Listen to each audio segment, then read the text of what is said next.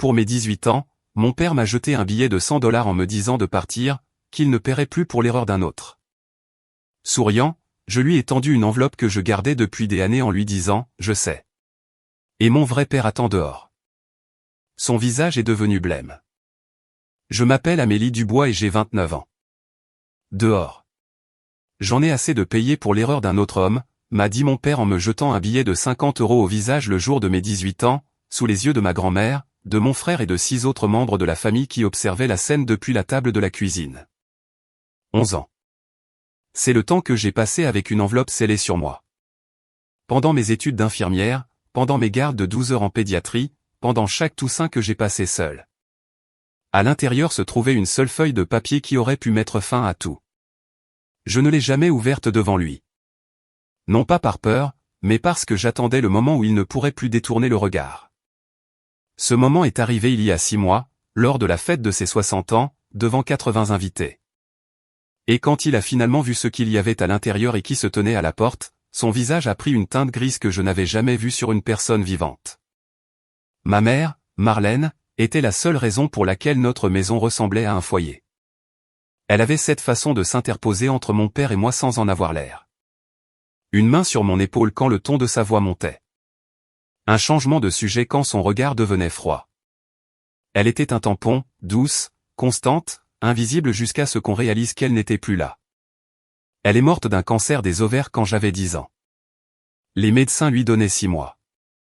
Elle a tenu 14 mois, parce que c'était le genre de femme qu'elle était. Elle s'est battue pour chaque mardi supplémentaire avec nous.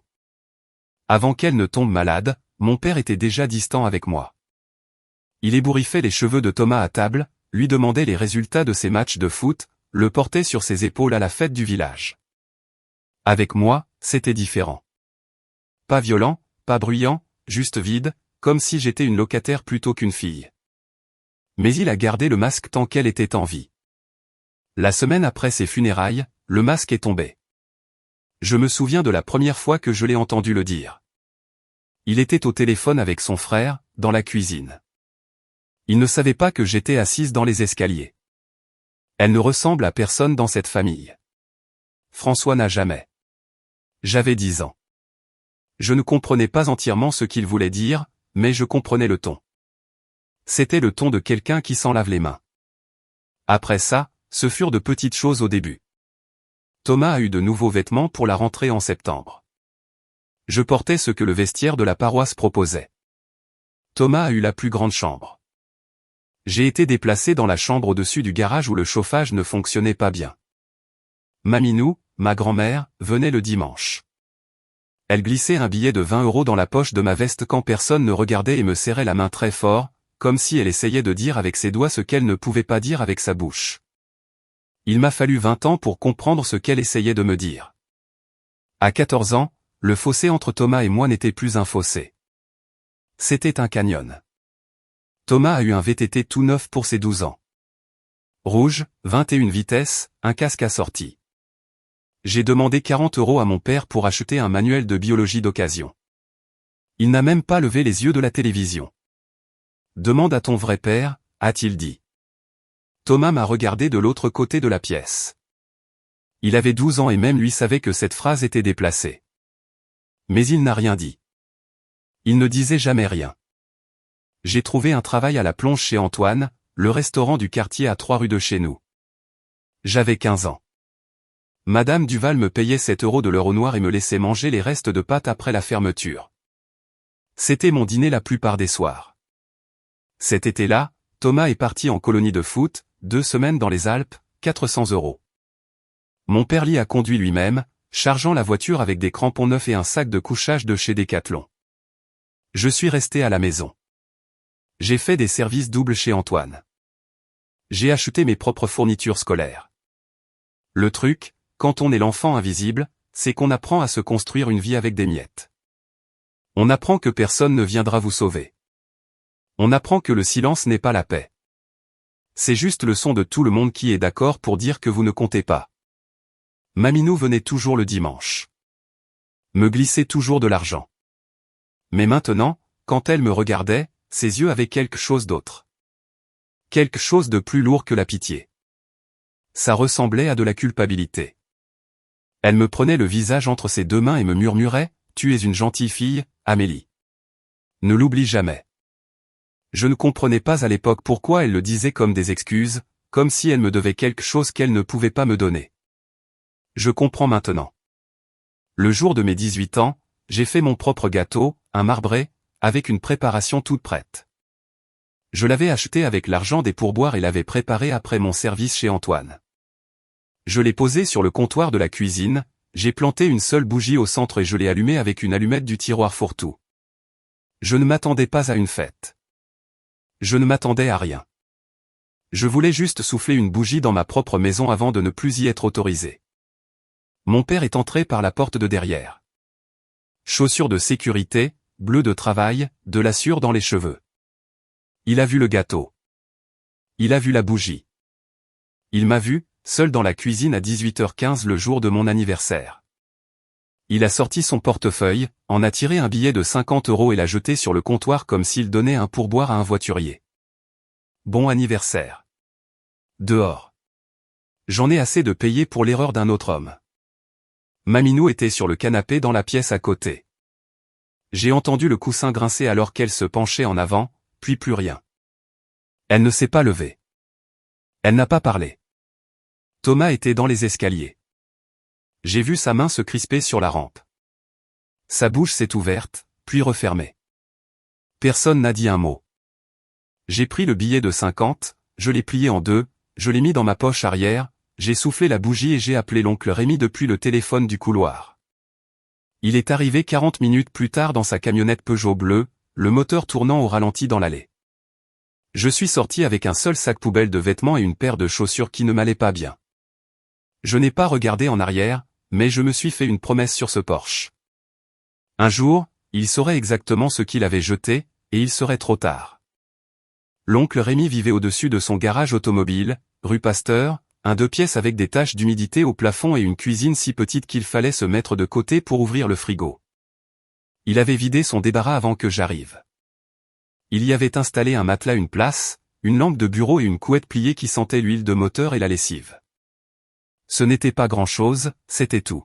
« Tu es chez toi maintenant ?» a-t-il dit, debout dans l'encadrement de la porte. C'est tout ce qui compte. Rémi était le petit frère de ma mère. Il avait fait 8 ans dans l'armée, 2 missions à l'étranger, et était revenu plus silencieux qu'il n'était parti. Il avait ouvert le garage avec sa prime de départ, réparait des voitures 6 jours sur 7 et vivait seul. Il ne s'était jamais marié, n'avait jamais expliqué pourquoi. Il ne m'a pas demandé ce qui s'était passé à la maison. Il ne m'a pas posé de questions sur Gérard. Il m'a juste montré où étaient les serviettes de bain et m'a dit que le petit déjeuner était à 7 heures. La première semaine, j'ai à peine parlé. J'allais en cours, je rentrais, je m'asseyais au bureau dans ma chambre placard et je faisais mes devoirs jusqu'à ce que ma vue se brouille. Rémi laissait des assiettes de nourriture devant ma porte. Des croque-monsieur, de la soupe en briques, une fois un poulet rôti entier qu'il avait dû acheter au supermarché en rentrant. Le 8e soir, je suis sorti et je me suis assise à la table de la cuisine pendant qu'il mangeait. Il a levé les yeux, a hoché la tête, et est retourné à son sandwich. C'était tout. C'était toute la conversation. Mais quelque chose dans ma poitrine s'est un peu déverrouillé. Je ne le savais pas à l'époque, mais Rémi menait ses propres batailles. J'ai trouvé son médaillon dans le tiroir de sa table de nuit un mois plus tard, une médaille de bronze avec un triangle gravé. 3 ans de sobriété. Il avait arrêté de boire l'année de la mort de ma mère. Il ne me l'a jamais dit. Je n'ai jamais demandé. Il était juste là, chaque jour. Quitter la maison de mon père ne m'a pas libéré. Ça a juste déplacé la cage. Parce que Gérard Dubois ne s'est pas arrêté à la porte d'entrée. Il a emmené son histoire sur les routes. Moins d'un mois après mon départ, j'ai commencé à remarquer le silence. J'ai appelé tante Patricia, la cousine de ma mère, celle qui me tressait les cheveux à la Toussaint. Pas de réponse. J'ai appelé Marc, mon cousin plus âgé, qui m'avait appris à faire du vélo. Messagerie vocale à chaque fois. J'ai envoyé une carte à Maminou pour son anniversaire. Pas de réponse. C'est Rémi qui m'a finalement dit ce qui se passait. Ton père a passé des coups de fil, a-t-il dit un soir, en s'essuyant les mains avec un chiffon d'atelier. Il raconte aux gens que ta mère a tout avoué sur son lit de mort, que Marlène a admis que tu n'étais pas de lui. J'ai senti le sol se dérober. Ce n'est pas vrai, ai-je dit. La mâchoire de Rémi s'est crispée. Je le sais. Alors pourquoi tout le monde le croit? Parce qu'il dit ça depuis des années, et que ta mère n'est plus là pour dire le contraire. C'est cette partie qui m'a anéanti. Pas que Gérard mente. Il avait menti toute ma vie. C'est qu'il avait utilisé la mort de ma mère comme une arme, transformant ses derniers jours en une confession qu'elle n'avait jamais faite. Il a utilisé son silence pour réécrire l'histoire, et la famille y a cru parce que Gérard parlait fort, Gérard était présent, et Gérard a raconté l'histoire le premier. Si je restais silencieuse, je perdais tout, pas seulement un père. Lui, je l'avais déjà perdu. Je perdrais le nom de ma mère, sa réputation. La seule preuve de son existence serait filtrée par la bouche de l'homme qui l'avait trahi. C'était le vrai coup du silence. Pas l'argent, pas l'héritage, Marlène. Mais Gérard a fait une erreur.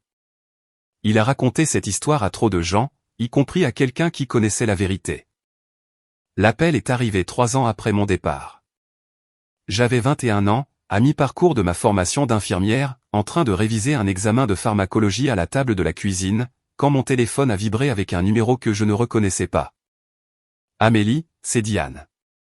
Diane Mercier, j'étais la meilleure amie de ta mère. Je connaissais ce nom.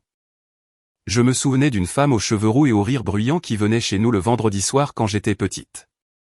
Elle et ma mère s'asseyaient sur le porche avec des verres de vin pendant que mon père regardait le foot à l'intérieur. J'ai entendu ce que ton père raconte, a dit Diane.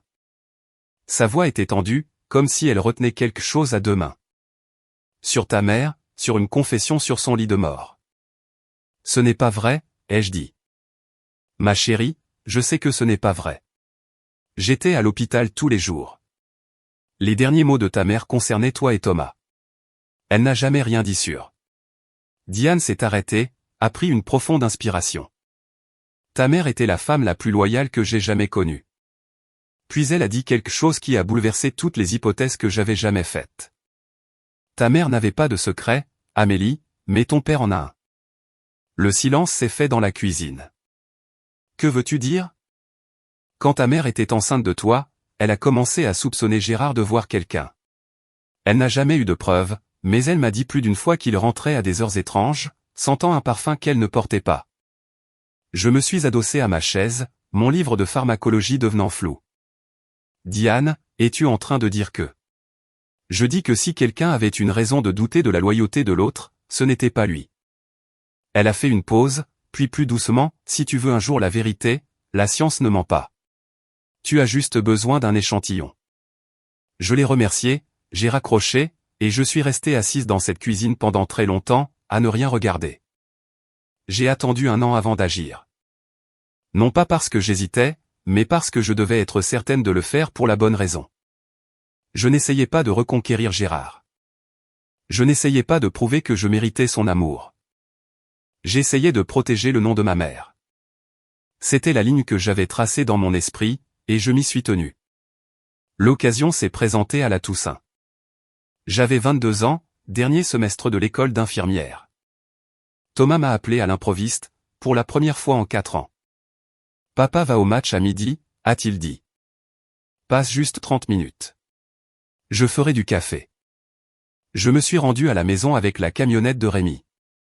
Le quartier avait l'air identique.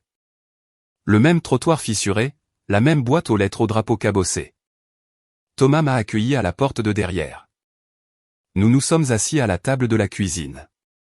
Il avait fait du café soluble trop fort dans des tasses dépareillées. Nous avons parlé de tout et de rien. Son travail, mes stages, le temps, des mots normaux par-dessus un silence anormal. Puis la porte d'entrée s'est ouverte. Gérard se tenait dans le couloir, clé en main. Il m'a regardé comme si j'étais une tache sur son sol. « Qu'est-ce que tu fais ici ?» Thomas m'a invité. Thomas ne prend pas de décision dans ma maison. Thomas s'est levé. « Papa, c'est la Toussaint. Elle ne fait pas partie de la famille. » Point final. La phrase a atterri comme une gifle. Pas nouvelle, pas surprenante, mais l'entendre à 22 ans était différent de l'entendre à 10 ans. À 10 ans, ça m'avait anéanti. À 22 ans, ça m'a éclairé.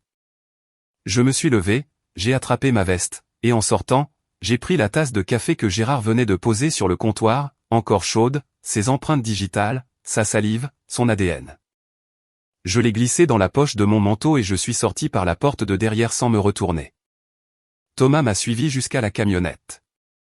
Je suis désolé, Amélie. Je suis tellement désolé. Je savais qu'il le pensait. Je savais aussi qu'il ne ferait jamais rien pour y remédier. 4 semaines plus tard, les résultats sont arrivés dans une enveloppe blanche ordinaire du laboratoire. Je l'ai ouverte à la table de la cuisine de Rémi un mardi matin avant mon service. L'appartement était calme. Rémi était déjà au garage. Dehors, un camion poubelle gémissait en descendant la rue Pasteur. J'ai déplié la lettre. J'ai lu les chiffres. Indice de paternité 8 746 291 contre 1. Probabilité de paternité 99,998%. Gérard Dubois est le père biologique d'Amélie Dubois. J'ai posé le papier. Je n'ai pas bougé pendant 20 minutes. Je m'y attendais. L'histoire de Diane, le caractère de ma mère, le simple calcul. Je savais au fond de moi que ce serait la réponse. Mais savoir et voir sont deux choses différentes.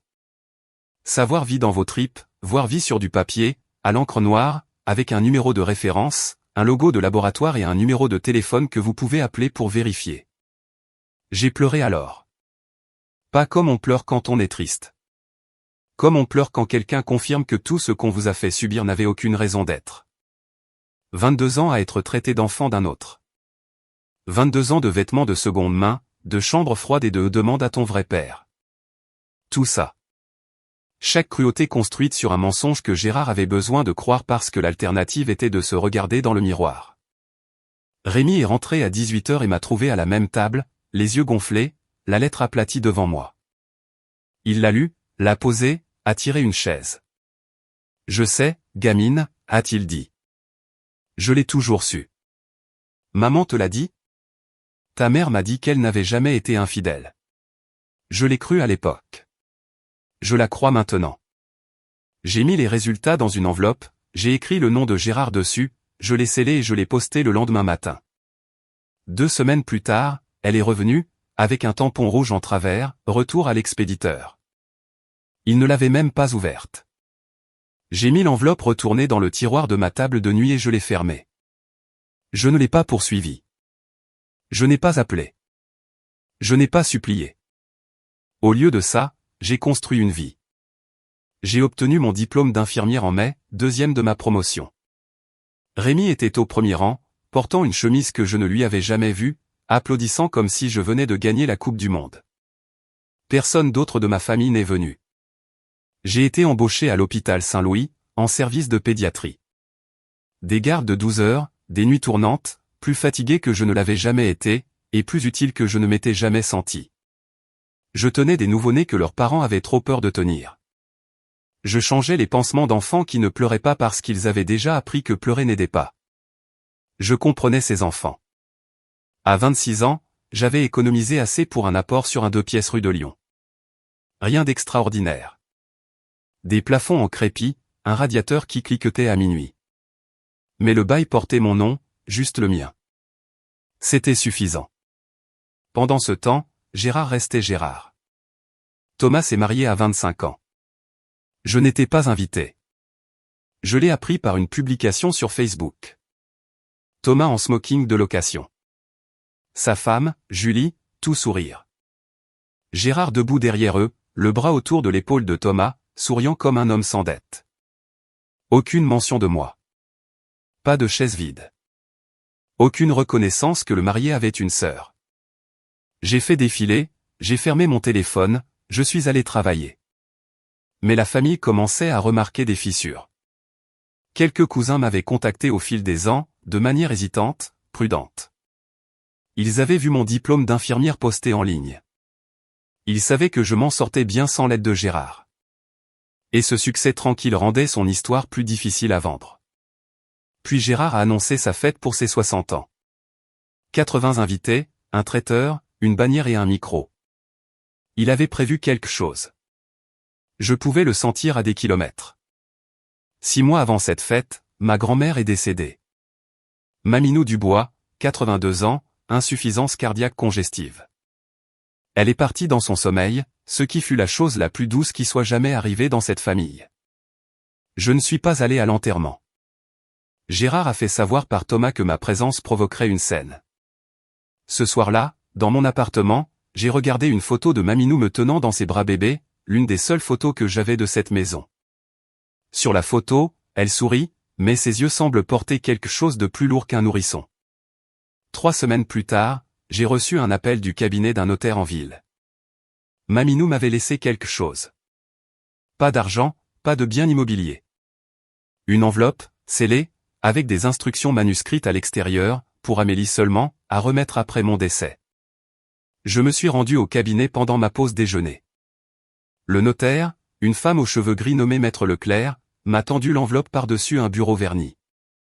Votre grand-mère a arrangé cela il y a 8 mois, a-t-elle dit. Elle a été très précise sur le destinataire. L'enveloppe était épaisse. L'écriture à l'extérieur tremblait, les traits de plume d'une femme dont les mains faiblissaient, mais pas l'esprit. Je l'ai ouverte dans ma voiture, dans le parking, moteur éteint. À l'intérieur se trouvait une lettre, 3 pages écrites à l'encre bleue sur du papier à ligne, du genre qu'on arrache d'un cahier à spirale. Maminou commençait par des excuses. Elle me disait qu'elle connaissait la vérité depuis près de 30 ans. Elle avait surpris Gérard avec une femme nommée Karine sur la banquette arrière de sa camionnette, garée derrière la salle des fêtes communales, 6 mois avant ma naissance. Marlène était enceinte de 7 mois. Gérard a supplié sa mère de se taire. Maminou l'a fait parce que c'était son fils et qu'elle avait peur de le perdre. Elle a choisi son fils plutôt que la vérité et a passé le reste de sa vie à vivre avec le coup de cette décision. J'ai lu la lettre 3 fois dans ce parking. La 2e page nommait des dates, des lieux, des détails que personne ne pouvait inventer. La salle des fêtes sur la Nationale 9, un mardi soir d'octobre. Karine travaillait à la mairie. C'est comme ça que Gérard l'avait rencontrée. Maminou décrivait le parfum qu'elle avait senti sur la veste de Gérard le soir où elle l'avait confronté. De la vanille et quelque chose de floral, bon marché, pas celui de Marlène. La 3e page était la partie qui m'a brisé.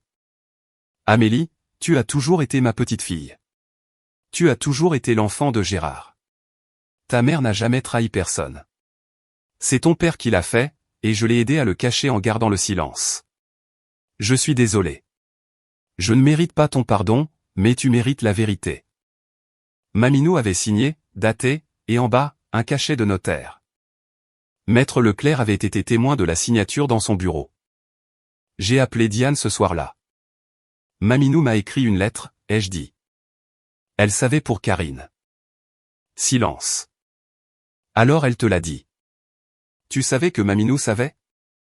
Marlène s'en doutait. Elle me l'a dit une fois. Elle pensait que Maminou avait vu quelque chose mais qu'elle avait trop peur de Gérard pour le dire. La voix de Diane s'est brisée. Ta mère a porté ça toute seule, Amélie. Elle n'a jamais eu de preuves, juste l'instinct. Je me suis assise sur mon canapé avec la lettre sur mes genoux. Les résultats ADN de ma table de nuit à côté. Et pour la première fois, j'ai vu l'image complète. Gérard ne me détestait pas parce que je n'étais pas de lui. Il me détestait parce que j'étais de lui. Et chaque fois qu'il me regardait, il voyait Marlène. Et chaque fois qu'il voyait Marlène, il se souvenait de ce qu'il avait fait. Je n'étais pas la preuve de son péché à elle. J'étais la preuve du sien. J'ai mis les 2 documents dans une nouvelle enveloppe, je les scellés, et je les mise dans mon tiroir. Je n'allais pas chercher Gérard, mais s'il revenait un jour me chercher, je serais prête. Je n'ai pas eu à attendre longtemps. 3 semaines plus tard, Thomas a appelé. C'était un mercredi soir. Je pliais des blouses sur mon lit quand mon téléphone s'est allumé avec son nom, un nom que je n'avais pas vu sur cet écran depuis plus d'1 an. Salut, a-t-il dit. Sa voix était basse, comme celle des gens qui parlent quand ils sont dans une pièce avec quelqu'un qui pourrait entendre. Salut. Papa fête ses 60 ans. Il y a une fête samedi 14. 80 personnes. Il ne veut pas de moi là-bas, Thomas. Je veux que tu sois là. Une pause. Tu es ma sœur. Quelque chose dans ma poitrine s'est serré. En 27 ans, Thomas n'avait jamais prononcé ces mots à voix haute. Pas une seule fois. Pas dans la cuisine quand Gérard faisait ses remarques. Pas à l'anniversaire avec le billet de 50 €. Pas dans aucun des silences qui ont suivi. Pourquoi maintenant, ai-je demandé. Parce que Julie est enceinte. Sa voix tremblait légèrement. Et j'ai réfléchi au genre de famille dans laquelle je veux que cet enfant grandisse. Et ce n'est pas ce que nous avons eu. J'ai fermé les yeux. Thomas, si je viens, ça ne se passera pas bien. Je sais, mais je te le demande quand même. J'y ai réfléchi pendant 3 jours. J'en ai parlé à Rémi. Il a écouté sans interrompre, comme il le fait toujours, appuyé contre le comptoir, les bras croisés, le regard fixe. Qu'est-ce que tu veux faire, a-t-il demandé. Je veux y aller pour Thomas, pour maman. Alors vas-y. Tu viendras. Je serai dehors dans la camionnette au cas où tu aurais besoin de partir vite. C'était Rémi. Pas de grand discours, pas de drame, juste une camionnette avec le moteur en marche et un homme qui ne m'avait jamais laissé tomber. Samedi matin, je me suis habillé. Un chemisier blanc, des boucles d'oreilles simples, des ballerines. J'ai pris l'enveloppe de mon tiroir et l'ai glissée dans mon sac. Juste au cas où. La fête battait son plein quand je suis arrivé. La maison de Gérard, la maison où j'ai grandi, se trouvait sur un terrain d'1 quart d'hectare au bout de l'avenue du Parc. La pelouse avait été tondue pour l'occasion, des guirlandes lumineuses zigzaguaient entre le garage et les poteaux de la clôture. Une table pliante près du portail tenait une glacière, des piles d'assiettes en carton et un grand gâteau avec le joyeux 60 ans Gérard écrit en glaçage bleu. J'entendais de la variété française provenant de l'enceinte Bluetooth sur le porche. Les voix se superposaient. Le bruit confortable des gens qui ont leur place quelque part. Je me suis garé dans la rue, j'ai vérifié mon sac. L'enveloppe était là, nichée entre mon portefeuille et un paquet de mouchoirs. La camionnette de Rémi était garée 2 maisons plus loin, moteur éteint, fenêtres entr'ouvertes. Il a croisé mon regard dans le rétroviseur et m'a fait un seul signe de tête. J'ai franchi le portail. Le jardin était plein. 80 personnes, environ. Tantes, oncles, cousins, voisins, les gars de l'équipe de plomberie de Gérard, des femmes de la paroisse. Les enfants couraient entre les jambes. Quelqu'un faisait griller des saucisses. L'air sentait le charbon de bois, la bière bon marché et l'herbe coupée. Quelques têtes se sont tournées quand je suis entré. Les conversations ont hésité. Une tante, dont j'avais oublié le nom, s'est penchée vers la femme à côté d'elle et a murmuré quelque chose derrière sa main. Thomas m'a retrouvé au portail. Il avait l'air de ne pas avoir dormi. « Tu es venu ?» a-t-il dit. Je suis venu. Il m'a conduite à une chaise au bout de la dernière table, celle la plus proche de la clôture du fond, la plus éloignée du rassemblement principal. Je me suis assise, j'ai posé mon sac sur mes genoux. Puis j'ai levé les yeux et j'ai croisé le regard de Gérard de l'autre côté du jardin. Il se tenait à la table d'honneur, une bière à la main, entouré d'amis. Son sourire a disparu à la seconde où il m'a vu. Et j'ai compris à ce moment-là que cette soirée ne serait jamais tranquille. Pendant la première heure, Gérard a fait comme si je n'étais pas là. Il a fait le tour des invités comme il l'a toujours fait. Poignée de main, tape dans le dos, rire, et on recommence. Il était doué pour ça. Il avait passé 60 ans à apprendre comment remplir une pièce avec une version de lui-même en laquelle les gens voulaient croire. Le plombier travailleur, le père dévoué, l'homme qui avait tout sacrifié pour sa famille. C'était une performance convaincante. Ça l'avait toujours été. Vers 19 h, quelqu'un a teinté son verre. La musique s'est estompée. Gérard s'est dirigé vers le centre du jardin où un pied de micro avait été installé à côté de la table du gâteau. Il a tapoté le micro 2 fois. La foule s'est rassemblée en un demi-cercle lâche. « Je veux remercier tout le monde d'être ici ce soir », a-t-il dit. 60 ans. Incroyable. Rire. Applaudissements. Il a parlé de sa vie, de son travail, de la façon dont il avait monté son équipe à partir de rien. Comment il avait élevé sa famille dans cette même maison, sur cette même pelouse. Il a fait un geste vers le jardin et les gens ont hoché la tête. Puis il a appelé Thomas. Thomas s'est approché lentement du micro, les mains dans les poches. Gérard a passé son bras autour de lui et l'a serré contre lui. « Voici mon garçon », a dit Gérard dans le micro. « Mon seul garçon, mon héritage », l'a-t-il dit avec la chaleur d'un père et la précision d'un chirurgien. « Mon seul garçon, pas mon aîné, pas l'un de mes enfants. Mon seul. » Quelques invités ont jeté un coup d'œil dans ma direction. J'ai gardé un visage impassible. Certains d'entre vous le savent, a poursuivi Gérard, et sa voix s'est faite plus basse, plus délibérée. Ma première femme a fait des choix avec lesquels j'ai dû vivre pendant 18 ans. Il a marqué une pause. A laissé la phrase faire son effet. Je n'entrerai pas dans les détails, mais ce soir, je veux rendre quelque chose d'officiel. Il a regardé la foule avec l'autorité calme d'un homme qui croyait avoir déjà gagné. Cette maison, a dit Gérard, une main sur l'épaule de Thomas, l'autre agrippant le micro. Tout ce que j'ai construit, ça va à Thomas. Parce que la famille, c'est le sang. Le vrai sang. Applaudissements. Dispersés. Incertain. Mais suffisant. Quelques-uns des gars de l'équipe de plomberie ont applaudi bruyamment. Un voisin a applaudi trop fort. Puis Marc, mon cousin, debout près de la glacière, a dit ce que personne d'autre n'osait dire. Et Amélie ? C'est sorti doucement, mais le micro a capté le silence qui a suivi. Gérard a entendu. Sa tête s'est tournée lentement vers Marc, puis vers moi. Il a souri. Le genre de sourire qui n'en est pas un. Amélie, a-t-il gloussé dans le micro. Elle est ici en tant qu'invitée ce soir, pas en tant que ma fille.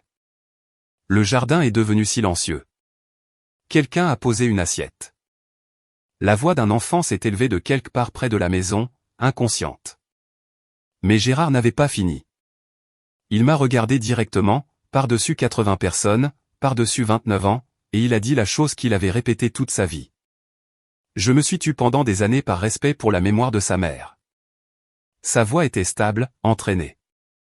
Mais puisqu'elle a décidé de se montrer ce soir, tout le monde mérite la vérité. Elle n'a jamais été de moi. J'ai senti chaque paire d'yeux dans ce jardin se poser sur moi. Diane Mercier, assise à la table voisine, s'est penchée et a posé sa main sur mon épaule, ses doigts appuyant fort. Un message. Je suis là. Je suis resté parfaitement immobile. Mes mains étaient sous la table, agrippant la sangle de mon sac. Mon cœur battait si fort que j'étais sûr que la femme à côté de moi pouvait l'entendre. Mais mon visage n'a pas bougé. Parce que j'attendais ça, non pas en l'espérant, non pas en le planifiant, mais en y étant préparé. De la même manière qu'on se prépare à une tempête quand on a vu le ciel s'assombrir pendant 29 ans. Gérard a souri à la foule, triomphant. Il n'avait aucune idée de ce qu'il y avait dans mon sac. Je me suis levé lentement. La chaise a raclé contre la dalle du patio, un petit son qui a transpercé le silence comme une lame. Toutes les têtes se sont tournées. Je n'ai pas élevé la voix. Je ne me suis pas précipité. J'ai parlé de la même manière que je parle à un parent à l'hôpital lorsque je donne des résultats inattendus. Claire, mesurée, respectueuse. Gérard, tu as passé 29 ans à raconter cette histoire. J'ai marqué une pause, j'ai laissé la phrase respirer. Puis-je avoir 60 secondes pour raconter la mienne ? Son sourire a vacillé très légèrement, une fissure dans le plâtre. Il a haussé les épaules, a fait un geste avec sa bouteille de bière. Vas-y. Ça ne changera pas les faits. Merci. J'ai ouvert mon sac, j'en ai sorti l'enveloppe. Elle était épaisse, de couleur crème, usée sur les bords après des années dans un tiroir. Le nom de Gérard était écrit sur le devant de ma main, la même écriture qu'il y a 7 ans, la même enveloppe qu'il avait renvoyée sans l'ouvrir. Je l'ai tenue en l'air pour que les personnes à l'avant puissent la voir. Certains d'entre vous ne le savent peut-être pas, ai-je dit, mais il y a 7 ans, j'ai envoyé cette enveloppe à Gérard. Il l'a renvoyée non ouverte, retour à l'expéditeur. Je l'ai tournée pour que le tampon rouge soit visible. Il ne voulait pas savoir ce qu'il y avait à l'intérieur. Un murmure a parcouru la foule. La mâchoire de Gérard s'est crispée. « Qu'est-ce que c'est que ça ?» a-t-il dit. « C'est ce que tu avais trop peur d'ouvrir. » J'ai rompu le seau. Le papier s'est déchiré nettement. À l'intérieur se trouvaient 2 documents pliés ensemble. Je les ai séparés, j'ai tenu le premier en l'air. Mes mains étaient stables, ma voix était stable. Tout mon corps était une ligne droite tracée à travers 29 ans où l'on m'a dit que je ne comptais pas. Je vais lire un paragraphe, ai-je dit, et ensuite je partirai et vous pourrez décider par vous-même ce qui est vrai. 80 personnes ont retenu leur souffle. J'ai déplié les résultats ADN et je les ai lus à haute voix. Test de paternité réalisé par le laboratoire génétique central. Daté du 14 mars 2019. Échantillon A, frottis buccal, Amélie Dubois. Échantillon B, trace de salive, Gérard Dubois. J'ai levé les yeux. Le visage de Gérard était figé. La bouteille de bière dans sa main s'était arrêtée à mi-chemin de sa bouche. Indice de paternité 8 746 291 contre 1. Probabilité combinée de paternité 99,998%. J'ai baissé le papier. Gérard Dubois est le père biologique d'Amélie Dubois. Le silence qui a suivi n'était pas vide. Il était plein, rempli du son de 80 personnes recalculant tout ce qu'on leur avait dit pendant les 3 dernières décennies. Quelque part à l'arrière, une cuillère a heurté une assiette. Quelqu'un a inspiré brusquement. Une femme que je ne connaissais pas a couvert sa bouche avec sa main. Gérard a parlé le premier. Bien sûr qu'il l'a fait. C'est un faux. Sa voix était plate, contrôlée, mais la couleur quittait son visage comme l'eau d'une baignoire. Elle l'a fabriqué. J'ai tendu le papier vers Marc, qui se tenait le plus près.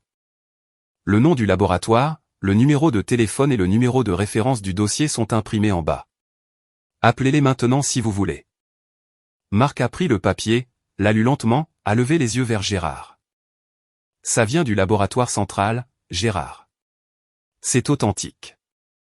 Je me fiche d'où ça vient. Le numéro de référence est juste là. N'importe qui avec un téléphone peut le vérifier en 5 minutes. La bouche de Gérard s'est ouverte, s'est fermée, s'est rouverte. Ça ne prouve rien, a-t-il dit. Mais sa voix avait changé. L'autorité avait disparu. Ce qui restait semblait mince, creux, comme un homme debout sur un sol qui venait de commencer à se fissurer. Je n'ai pas discuté avec lui. Je n'en avais pas besoin. Le papier faisait le travail. J'ai sorti le second document de l'enveloppe. L'ADN n'est que la moitié de l'histoire, ai-je dit. J'ai déplié le second document. 3 pages de papier à ligne couverte d'une écriture bleue tremblante. La foule s'est penchée en avant, comme le font les gens quand ils sentent que le sol est sur le point de trembler à nouveau. C'est une lettre, ai-je dit, écrite par Maminou, votre mère, Gérard, écrite 3 mois avant sa mort, certifiée par son notaire. Quelque chose a traversé le visage de Gérard. Pas de la colère, quelque chose de plus ancien. La peur. Ma mère n'aurait pas, elle l'a fait. Je n'ai pas lu toute la lettre. Ce n'était pas à moi de la partager. J'ai lu 2 phrases. Les 2 seules qui comptaient. J'ai surpris Gérard avec une femme nommée Karine derrière la salle des fêtes en octobre, 6 mois avant la naissance d'Amélie. Marlène n'a jamais trompé personne. C'est mon fils qui l'a fait, et je suis restée silencieuse parce que j'étais une lâche. Le jardin a explosé, non pas en bruit, mais en mouvement. Les gens ont bougé sur leurs chaises. Les mains sont allées aux bouches.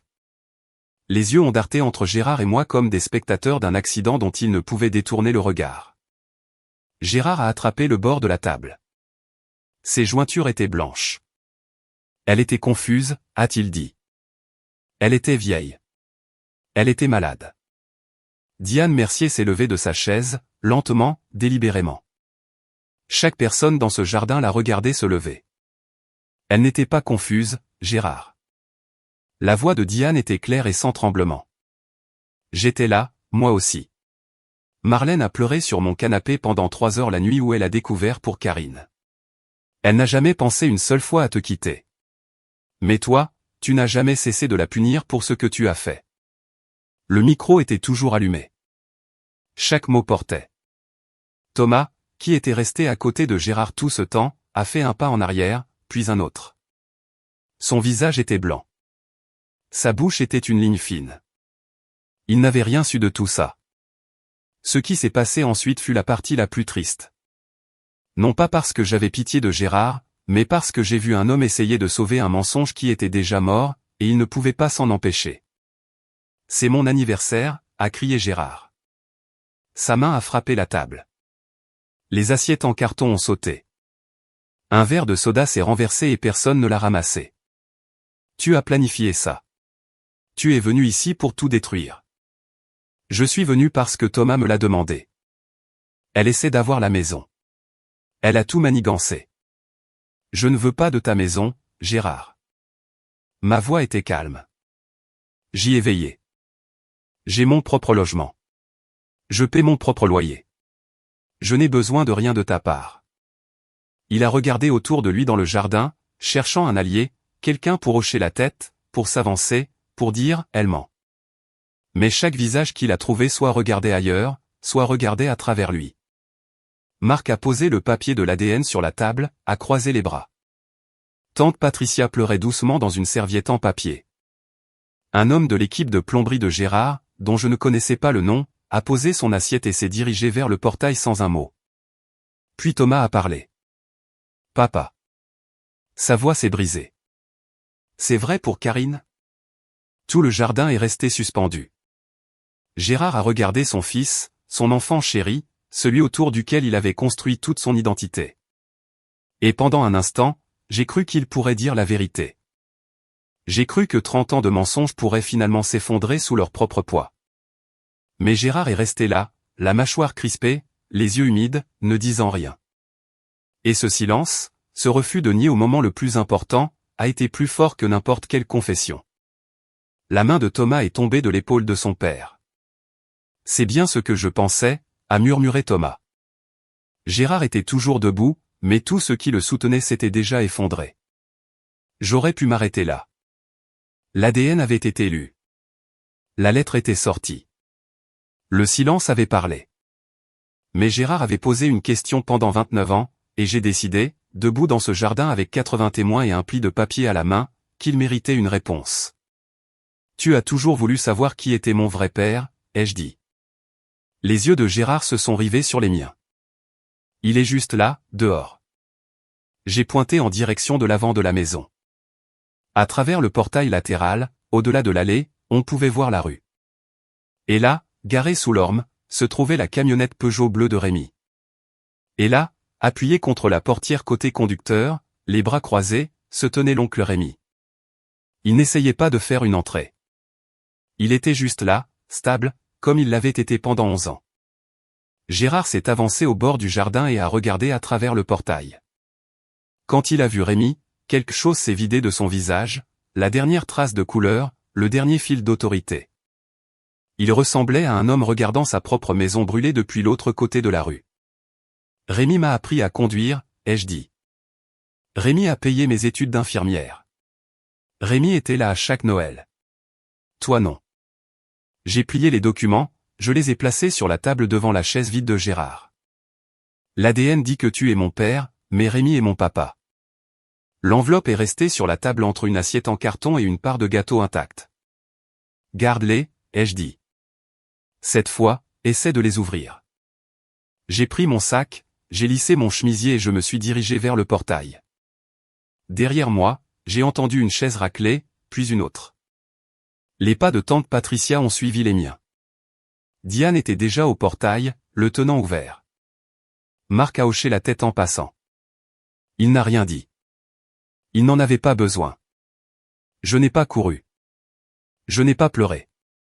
J'ai juste quitté ce jardin, descendu l'allée, pour entrer dans le reste de ma vie. Rémi a ouvert la portière passager avant que j'atteigne la camionnette. Je suis monté.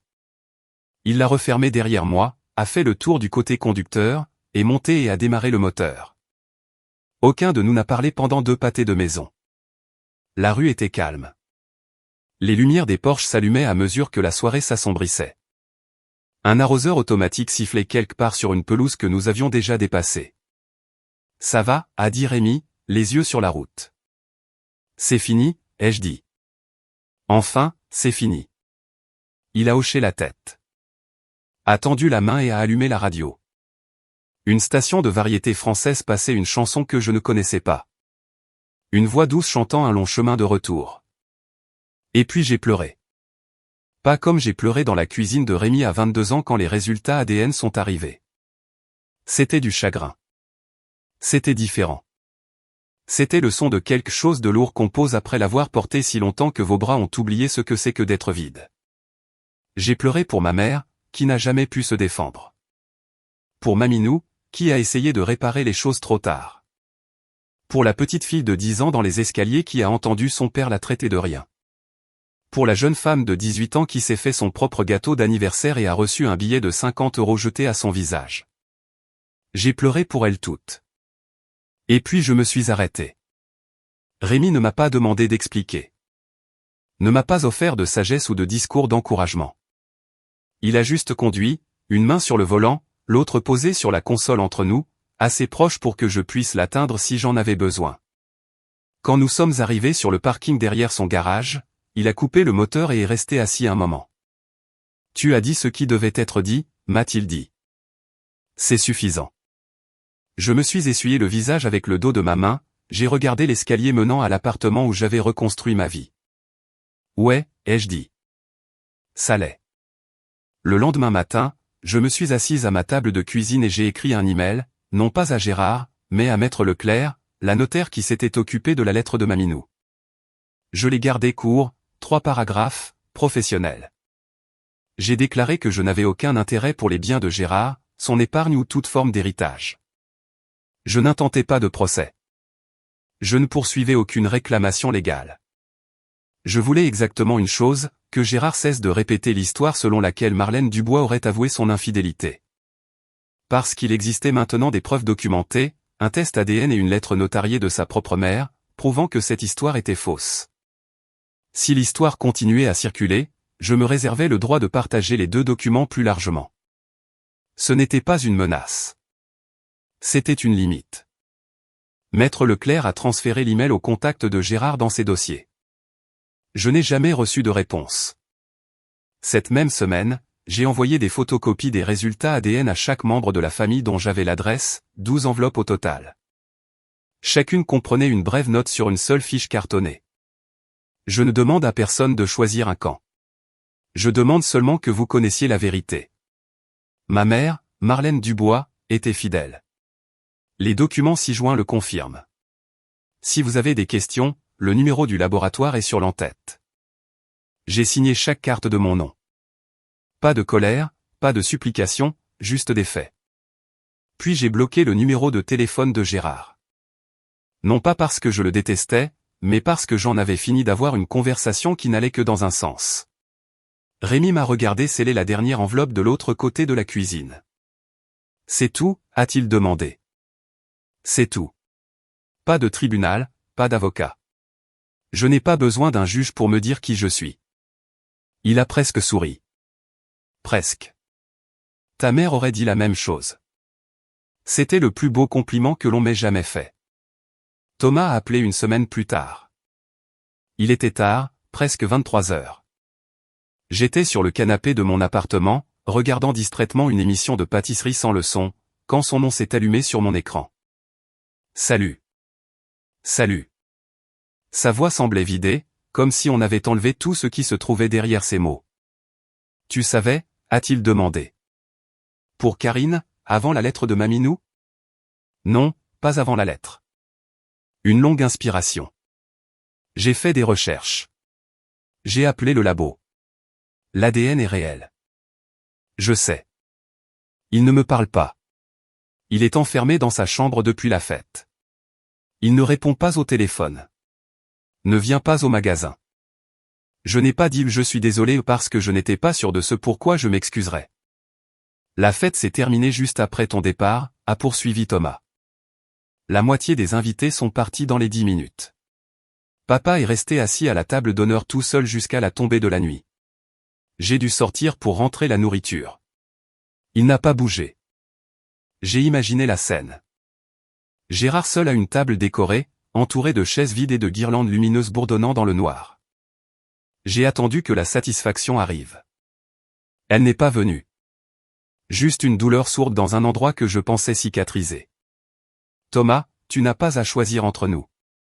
Je sais, mais j'en ai fini de faire semblant. Ça aussi, je le sais. Il y eut une pause. Puis la voix de Thomas a changé, plus douce, presque timide.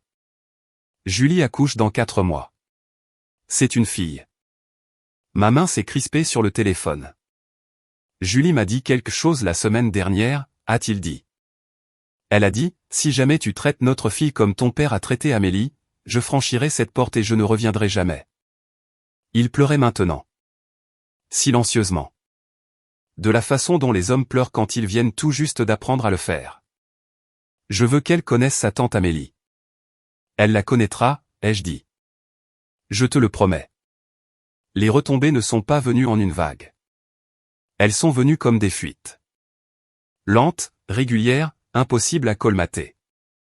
Dans les 2 semaines suivant la fête, 3 hommes de l'équipe de plomberie de Gérard ont démissionné. Tous les 3 avaient connu Marlène. L'un d'eux, un type nommé Denis, qui était avec Gérard depuis 11 ans, a dit à Thomas en partant, « Je ne peux pas travailler pour un homme qui ferait ça à sa propre enfant. » L'équipe de Gérard est passée de 6 à 3 du jour au lendemain. Il a perdu un contrat commercial avec une société de gestion immobilière parce qu'il ne pouvait pas fournir le personnel nécessaire. L'argent n'a pas tari, mais il a diminué. Et dans une petite ville, quand votre équipe s'en va, les gens le remarquent. L'Église l'a remarqué aussi. Gérard avait été diacre à la paroisse Saint-Martin pendant 15 ans.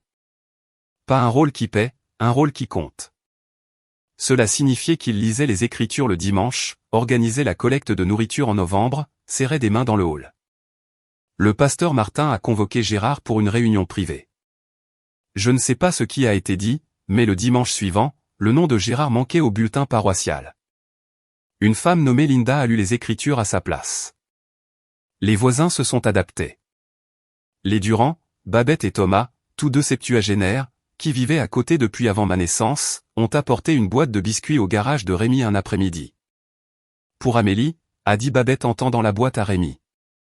Marlène était la femme la plus gentille de cette rue. Nous aurions dû dire quelque chose plus tôt. Rémi a mis les biscuits sur la table de la cuisine ce soir-là.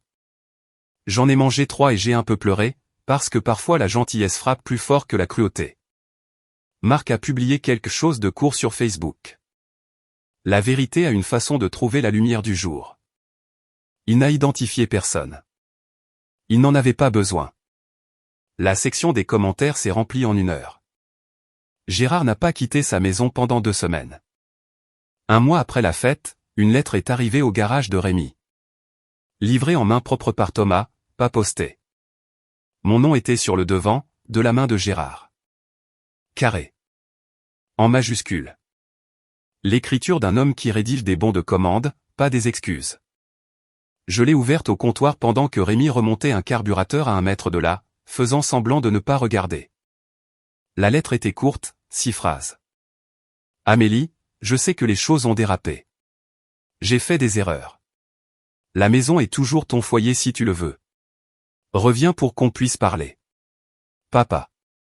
Je l'ai lu 2 fois, cherchant le mot. Le seul mot qui aurait compté. Il n'y était pas. Pas de désolé. Pas de j'avais tort. Aucune reconnaissance de ce qu'il avait fait. Pas le mensonge. Pas Karine. Pas les 18 ans d'effacement. Pas le billet de 50 €. Pas le discours devant 80 personnes. Juste des erreurs. Passif, sans nom, flottant dans l'air comme la fumée du feu de quelqu'un d'autre. Et revient. Comme si c'était moi qui étais parti. Comme si la porte avait toujours été ouverte et que j'avais simplement choisi de ne pas la franchir.